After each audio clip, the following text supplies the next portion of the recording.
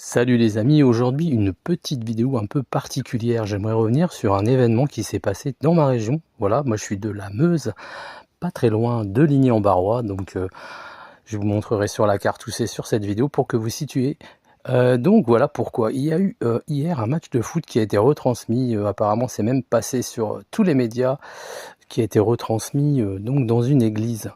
Voilà, donc j'aimerais faire cette petite vidéo déjà pour soutenir ce prêtre. On va l'appeler le Père Michael parce qu'en fait il est plus connu sous son prénom parmi la paroisse.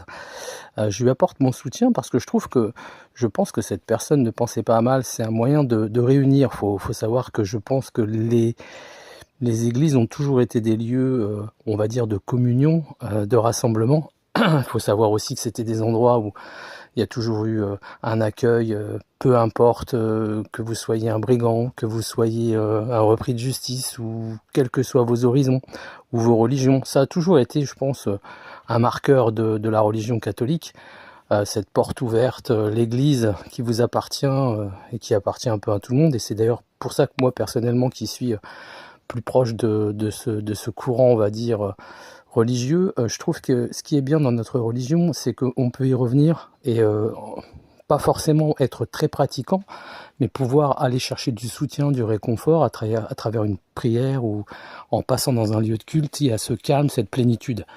Et là, c'est un peu l'inverse. On amène des gens qui sont pas forcément de ces horizons-là, et on propose quelque chose qui est un peu festif. Alors ça plaît pas. Il a eu un bad buzz. On voit que ça réagit. Des gens qui veulent le dénoncer, qui veulent lui faire un peu la misère. On parle même d'aller voir les évêques, pourquoi pas le pape ou le Vatican. Je trouve que ça prend quand même une ampleur démesurée. Je pense pas qu'il pensait à mal. Moi, je l'ai vu à travers les vidéos qui sont passées par exemple sur TF1.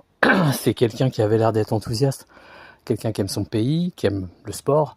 Alors, je pense pas qu'on puisse en vouloir vraiment dans le fond. Alors après, je peux comprendre que ça choque les gens qui sont peut-être un peu plus intégristes ou un peu moins ouverts ou qui s'attachent vraiment à quelque chose de très solennel dans la religion. D'ailleurs, je vais vous demander de réagir, quel que soit votre culte, votre religion. Réagissez comment vous l'auriez pris si ça avait été dans une mosquée ou dans une synagogue. Est-ce que vous auriez accepté en tant que prêtre, en tant qu'imam, de faire ce genre de cérémonium? Partagez aussi cette vidéo, essayons de voir un peu à travers vos commentaires ce que vous en pensez. Je suis vraiment ouvert là-dessus, j'aimerais vraiment qu'on en parle avec respect, donc laissez des commentaires. Est-ce que vous le soutenez? Est-ce que vous le dénoncez? Qu'est-ce que vous en pensez? Et s'il passe lui-même sur cette vidéo, je lui accorde mon soutien et on se croisera, et on s'est déjà croisé, je pense, sur la belle ville de Ligny-en-Barrois.